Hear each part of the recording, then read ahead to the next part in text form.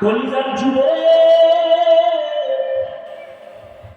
ওই নবীর মতো দামি ওই নবীর কাছে আল্লাহ এমন আদর্শ দিলেন, 13 বছরে খারাপ মানুষ ভালো হয়ে গেল। নবী এই যে 13 বছরের মানুষগুলো ভালো বানাইলেন, কত খারাপ মানুষগুলো আমগুলো মতো খারাপ না, আরো বেশি খারাপ, আরো বেশি খারাপ। এই যে নবী এদের মানুষ বানাইলেন, জানেননি নবীর আদর্শ। নবীর আদর্শ 63 বছর হায়াতে নবী কোনদিন কাউকে একটা গালি দেন নাই। কি দেন নাই? একটা গালিও দেন নাই। আরো আশ্চর্য কথা শুনবেন, নবীজিকে হাজার হাজার গালি সামনে দাঁড়ায় দিছে বেঈমানেরা, নবী একটা গালির জবাবও জীবনে দেন নাই। আপনি কি এটা সাধারণ মনে করছেন? হ্যাঁ, আপনার 1000 গালি দিলে আপনি চুপ করে থাকবেন? দেয় না, এখন সন্দেহ করে 12-14 গোষ্ঠী উদ্ধার করেন, সন্দেহ করে দিলে তো জায়গা শেষ করে ফেলেন। আর আমার নবীকে হাজার হাজার গালি দেওয়া হচ্ছে সামনে দাঁড়াইয়া, নবী একটা গালি দিবেন দূরের কথা, একটা গালির জবাবও দেন নাই। আরো আশ্চর্য কথা শুনে যান, আমার নবী কোনদিন মোবারক গরম করে কারোর দিকে তাকান নাই। চোখ গরম করে কোনদিন নবী কারোর দিকে তাকান না। কেমন নবী 13 বছরের মধ্যে। এবার আমি জিজ্ঞাসা করি, ও যুবক বাবারা, ওই নবীর কাছে আল্লাহ যে আদর্শ দিয়েছেন, এর থেকে দামি সুন্দর আদর্শ আর কারো কাছে আসেনি।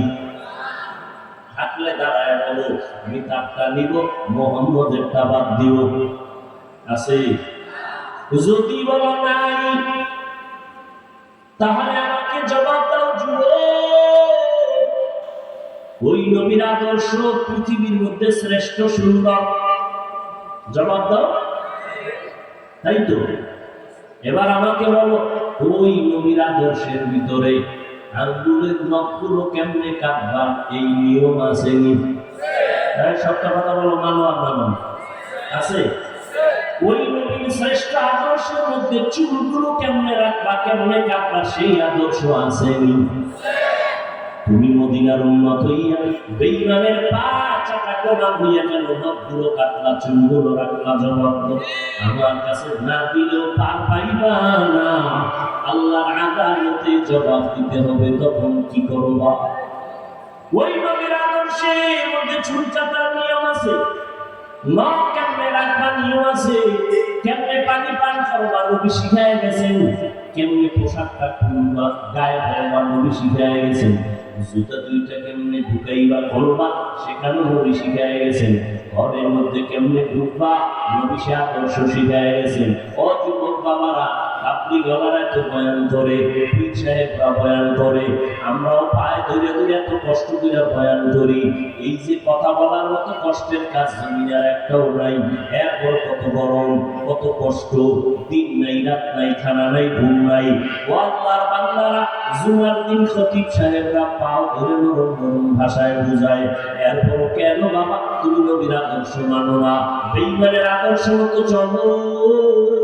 তোমার কাছে মনে হয় নবীর আদর্শ ভালো লাগে না, আর যাদের কাছে নবীর আদর্শ ভালো লাগবে না, এরা কিয়ামতের দিন লোক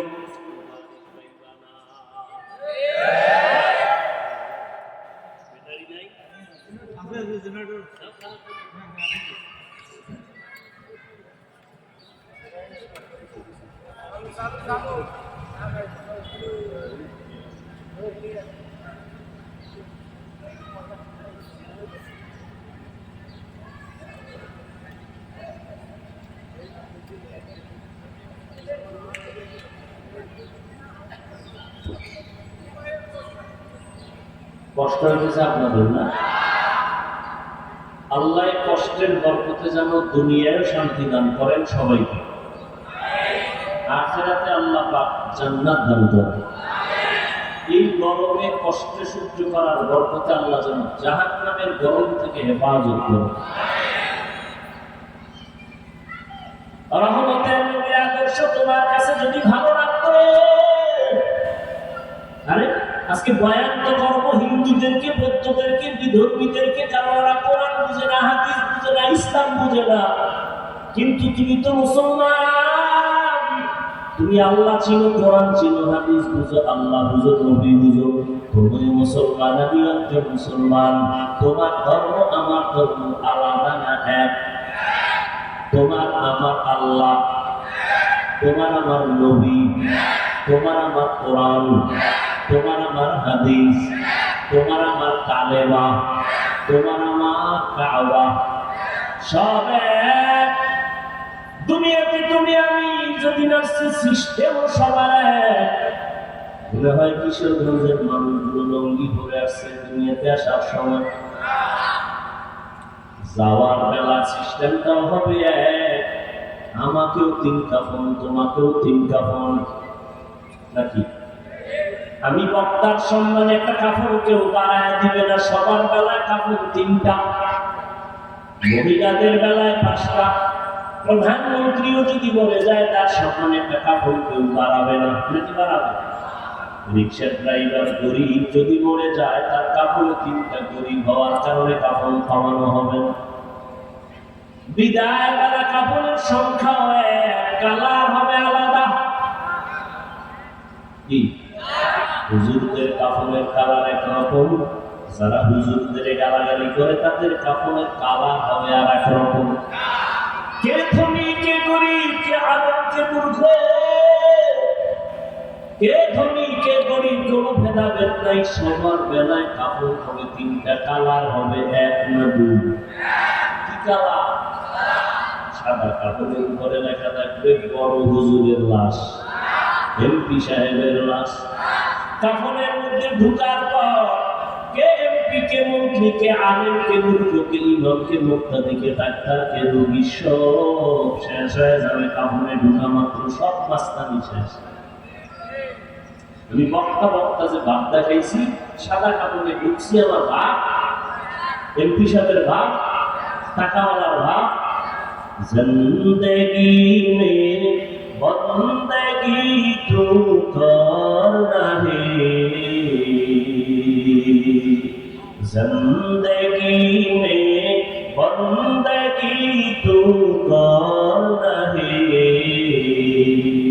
जिंदगी में बंदगी शर्मिंदा है, जिंदगी में बंदगी शर्मिंदा है। दुनिया में हो दुनिया का तलबगार न हो, बाजार से गुजर हो खरीदार न हो। ये दुनिया एक मिसल का फूल है, ये दुनिया एक मिसल का फूल है। जिंदगी में बंदगी तू करना है, जिंदगी में बंदगी तू करना है, जिंदगी पे बंदगी शर्मिंदा है, जिंदगी पे बंदगी शर्मिंदा है। जिंदगी में बंदगी तुम बंदगी, जिंदगी पे बंदगी शर्मिंदगी। আল্লাহ বান্দারা, আল্লাহ পাক রব্বুল আলামিন আমাদের একই ধর্মের মানুষ বানাইলেন। ও যুবক বাবারা, তোমার ধর্ম আমার ধর্ম, কালেমা এক, নামাজ এক, তোমার আমার আল্লাহ এক, নবী এক, কোরআন এক, কালেমা ধর্ম এক, কাবা এক, সবাই তো একমত। কবরে যেদিন রাখবে কবরের সাইজ নাকি এদিকের কবর দশা, সব সাইজ কি? কবরে রাখার পরে একই সিস্টেমে সবাইকে রাখা হবে, মিনহা খালাকনাকুম বলে। বিদায় হওয়ার পর সবার কবরে 2 ফেরেশতা হাজির, প্রশ্ন করবে সবার বেলায় 3টা একই প্রশ্ন। আমাকে যে প্রশ্ন, আপনাকেও সে প্রশ্ন। মুমিনের যেই প্রশ্ন, বেঈমানেরও সেই প্রশ্ন, সরকারের এই প্রশ্ন, প্রজা যারা তাদের এই প্রশ্ন, ও আল্লাহর বান্দা ইমামের যেই প্রশ্ন, মুক্তাদিরের সেই প্রশ্ন, তিনটা প্রশ্ন। রবের পরিচয় দাও, ধর্মের পরিচয় দাও, রহমাতুল লিল আলামিনের পরিচয় দাও। তোমার আমার ধর্ম এক, আল্লাহ এক, কাবা এক, নবী এক, কালেমা এক। কিন্তু দুঃখ, আমি টুপি মাথায় দিলাম, আমি টুপি মাথায় না দিলে লজ্জা পাই। আর তুমি কেমন আল্লাহর গোলাম যে টুপি মাথায় দিতে লজ্জা পাও? আমি বিয়েই মুসলমান, আমি দাঁড়িয়ে কাটলে লজ্জা পাই, তুমি রাখতে লজ্জা পাও। আমি মসজিদে না ঢুকলে লজ্জা লাগে, তোমার মসজিদে ঢুকতে লজ্জা লাগে। তুমি পর্দা না করলে লজ্জা পাই, তুমি পর্দা করতে লজ্জা পাও। আমার বেআইনের সামনে পর্দা, এটা কেমন লাগে? লজ্জা লজ্জা পাও না? শালি দুলাভাইয়ের মাঝে আবার কিসের পর্দা, এটা কেমন কেমন লাগে? না করাটাই ভালো লাগে। ও আল্লাহর বান্দা, আহা আমার জীবন চলে গেল, আমি দাড়ি কাটবো? সরকার যদি বলে হাফিজ সাহেব তোমার জন্য বাংলাদেশ দিয়ে দিলাম, জীবনও দিত না, কথা কথা দাড়ি কেটে গেল কি? আর তোমার কি বলছে, এই আমার এখানে পড়তে হইলে দাড়ি রাখা যাবে না, চাকরি করতে হইলে রাখা যাবে না। স্যার আপনি হালকা বললেই এত জোরে বলা লাগে, আমি রেডি হয়ে যেতেছি। অথচ বহু আল্লাহর বান্দা চাকরি জীবনে হঠাৎ করে এসে বলে হুজুর দোয়া করেন, আমাকে উপরের অফিসার বলছে দাড়ি রাখা যাবে না। আমি বলছি চাকরি করা যাবে না। রিজিকের মালিক আমার আল্লাহ, আমি চাকরি ছেড়ে চলে আসি। হায়াতের মালিক আল্লাহ, রিজিকের মালিক আল্লাহ। এই রিজিকের মালিক সরকার, গ্রামীণ ব্যাংক। আরে গ্রামীণ ব্যাংক সরকার যদি রিজিক বাড়ানো কমানোর চাবি থাকতো, আমরা হুজুরকে কত আগে মেনে নিত না খাওয়াইয়া? চাবি কার হাতে? ইয়া আইয়ুহান নাস আনতুমুল ফুকারাউ ইলাল্লাহ ওয়াল্লাহু হুয়াল গানিয়্যুল হামিদ।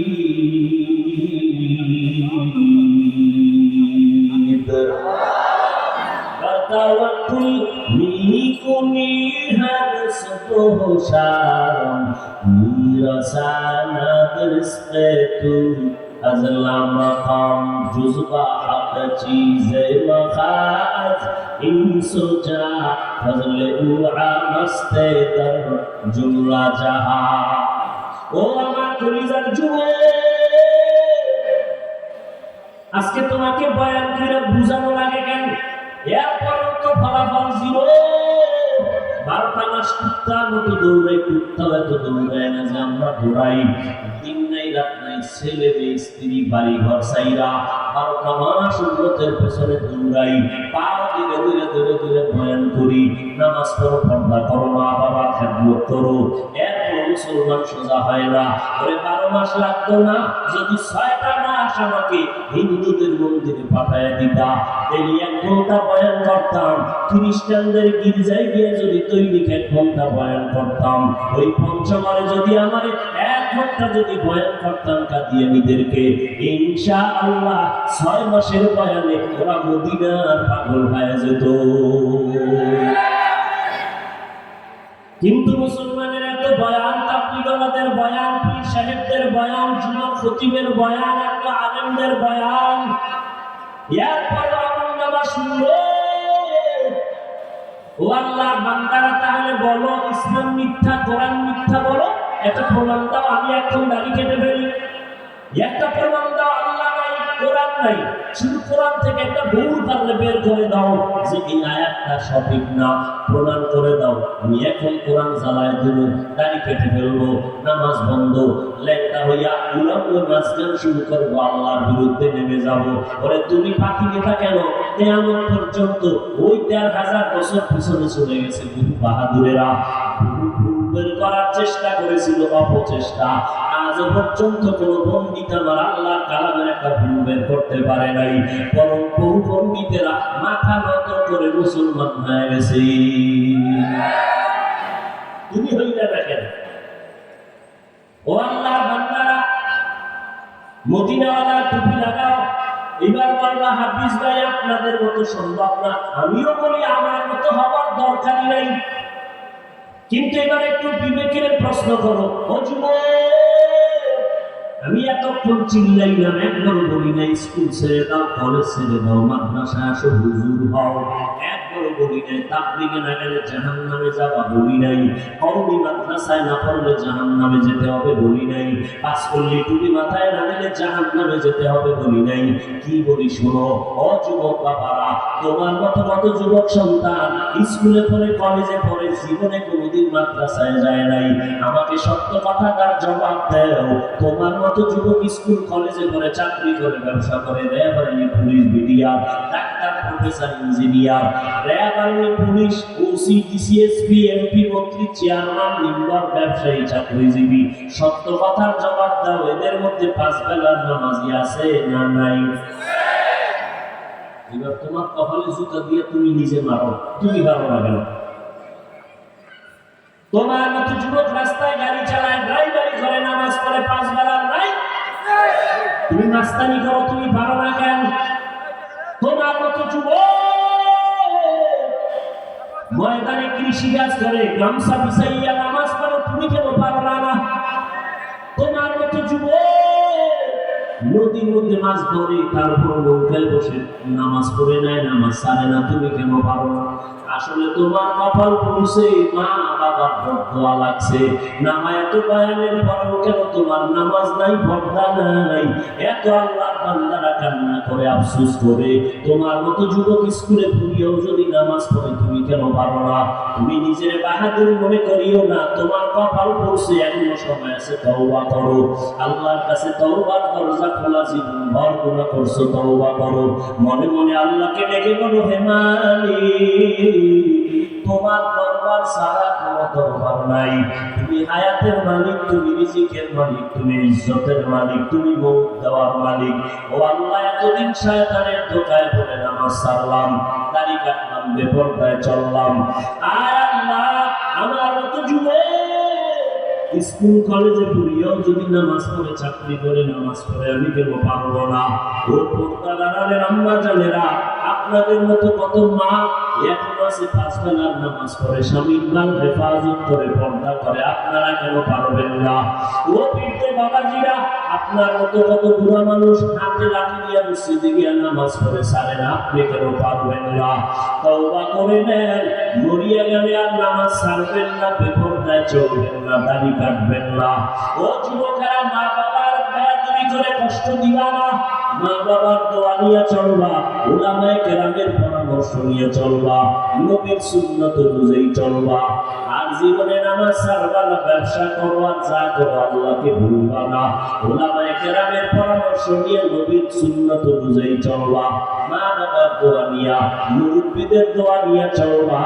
আর নবীর বিরুদ্ধে যাবা না, মা বাবার কষ্ট দিবা না, উলামায়ে কেরামের বিরোধিতা করে গুনাহগার হবা না। তবে সবার কপালে তওবা নসিব হবে না। আবু জাহালের মতো ব্যক্তি নবীজির বয়ান শুনিয়াও কালেমা পড়ে না, আর ওমরের মতো বান্দা নবীকে জবাই করতে আসিয়া কালেমাওয়ালা হয়ে গেল। এটাই আল্লাহর কুদরত, হেদায়েতের মালিক আমার আল্লাহ। আবু জাহালের মতো কিছু মানুষ আছে, হাজারো বয়ান শুনিয়া বিরোধিতা করবে, তওবা করবে না। আর একদল ওমরের মেজাজওয়ালা, অল্প বয়ান শুনিয়েই হঠাৎ দিলটা নরম হয়ে যাবে। আরে আমি এত বড় খারাপ, আমার দ্বারা কত মানুষ কষ্ট পায়, কত মানুষ মানে কষ্ট পায়, গালি দেয়, পিছনে পিছনে বদদোয়া করে।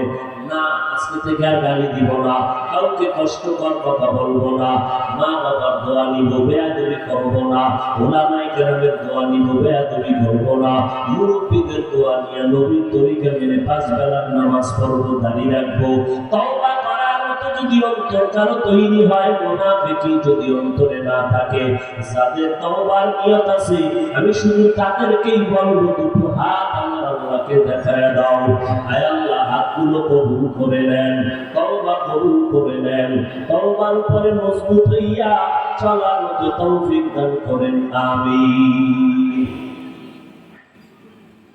কিসের তওবা? নামাজ পড়বো না, না ছাড়বো না? কি যুবকেরা নামাজ পড়া লাগবে? কয়েকত সপ্তাহে একদিন, তাহলে প্রতিদিন। মাঝে মাঝে ছেড়ে দেওয়ার অনুমতি আছে তো? নাই। পড়ো না কেন, ছাড়ো কেন? নিজের জবাব নিজে রেডি করে যাও। বাঁচার কোনো গ্যারান্টি আছে? ঘুমের ঘরে মরে না, গাড়ির নিচে মরে না। আর বেশি মরার লাশের খবর ইদানিং সব যুবক, তাজা তাজা যুবক ঘুমের বিছনায় মরে গেছে, পানির তলে পড়ে মরে গেছে, গাড়ির তলে পড়ে মরে গেছে। আর এখন মরণের এক আধুনিক মরণের নতুন ফাঁদ, এর নাম বাইক। তোর সাথী না? কি সাথী? মরণ বন্ধু, মরণ সাথী। কারণ হলে বইলে তো শরীর পুরা 90 উপরে গরম।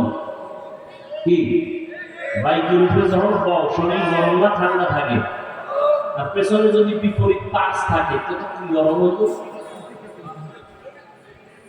আল্লাহ হেদায়েত দান করুন। অল্প টাইমে আয়োজন করছে মাহফিলটা, অনেক খরচ। বিসমিল্লাহ বলে পকেটে হাত দিয়ে 1000, 500, 200 যা পারি দিনের খেদমত বেঈমানরা করবে, কথা বলে আমাদেরই করতে হবে। এই দায়িত্বশীল